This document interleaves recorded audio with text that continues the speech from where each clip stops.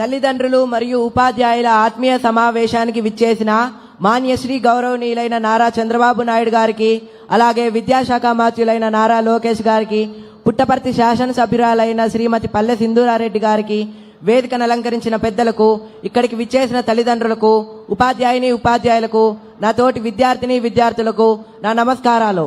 నా పేరు ఆర్ చరణ్ తేజ్. నేను 9వ తరగతి చదువుతున్నాను. పద్మాకరం దినకరో వికసం కరోతి, చంద్రో వికాసైతి కైరవ చక్రవాలం, నా అభ్యర్థితో జలధరోపి జలం దదాతి, సంత స్వయం పురహితే విహితాభియోగా. ఈ పద్యం యొక్క భావం ఏంటంటే, సూర్యుడి కిరణాలు పడగానే పద్మాలు వికసిస్తాయి, అలాగే చంద్రుడి కిరణాలు సోకగానే కలువలు వికసిస్తాయి. మేఘుడు మనం అడగకుండానే వర్షాన్ని ఇస్తాడు. మీలాంటి పెద్దవాళ్ళు ప్రజలు అడగకుండానే సహాయం చేస్తారు సార్. ఇవి గొప్ప వాళ్ళ యొక్క లక్షణాలు. మన రాష్ట్ర ముఖ్యమంత్రి వర్యులు ఎంతో గొప్ప ఆలోచనతో, ఏ పిల్లవాడు విద్యకు దూరం కాకూడదన్న గొప్ప సంకల్పంతో తల్లికి వందనం అనే పథకాన్ని అమలు చేశారు. ఒక్కో విద్యార్థికి 15,000 చొప్పున ఆర్థిక సహాయం చేశారు. కుటుంబంలో చదివే విద్యార్థులు ఎంతమంది ఉంటే అంతమందికి తల్లికి వందనం అందజేస్తున్నారు. మా గృహం నందు కూడా మేమిద్దరం తల్లికి వందనం లబ్ధి పొందాం సార్. నారా చంద్రబాబు నాయుడు గారు ప్రభుత్వ పాఠశాల మరియు ప్రైవేట్ పాఠశాల అతని 2 కళ్ళుగా భావించి రెండిటికి సమన్యాయం చేయాలన్నటువంటి ఉద్దేశంతో ప్రైవేట్ పాఠశాలలో చదువుతున్న విద్యార్థులకు కూడా తల్లికి వందనం అందజేస్తున్నారు. 1వ తరగతి నుంచి 12వ తరగతి వరకు చదువుతున్న ప్రతి విద్యార్థికి తల్లికి వందనం అందజేస్తున్నారు. ఈ సందర్భంగా నేను నా ఫ్రెండ్ వాళ్ళ జరిగిన ఒక ఫ్యామిలీ ఇష్యూ మీకు చెప్పాలనుకుంటున్నాను. నా ఫ్రెండ్ వాళ్ళ ఫ్యామిలీ చాలా పూర్ ఫ్యామిలీ. వాళ్ళ ఫ్యామిలీలో టోటల్ 5 మెంబర్స్ ఉంటారు. మదరు, ఫాదరు, వాళ్ళకి 3 కొడుకులు.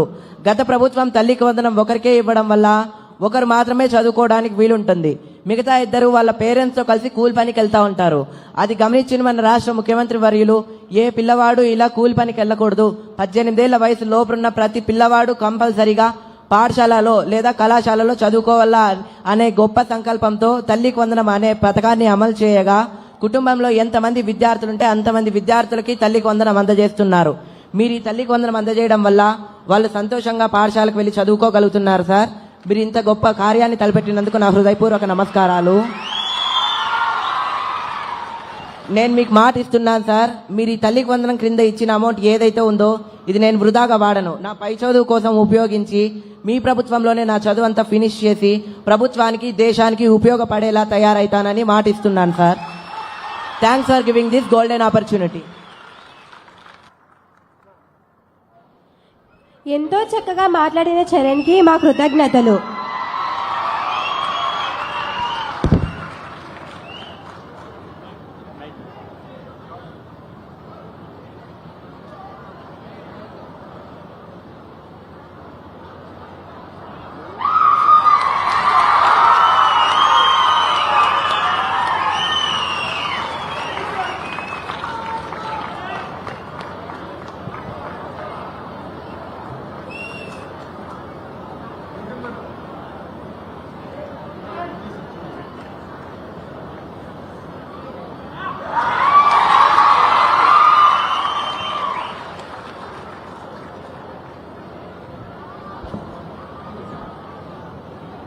ఎంతో చక్కగా మాట్లాడిన చరణ్కి మా కృతజ్ఞతలు.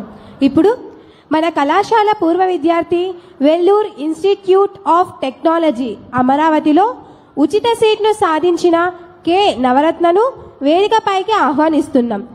తన విజయ సాధనకు చేసిన కృషిని యువతతో పంచుకోవాలని కోరుకుంటున్నాం.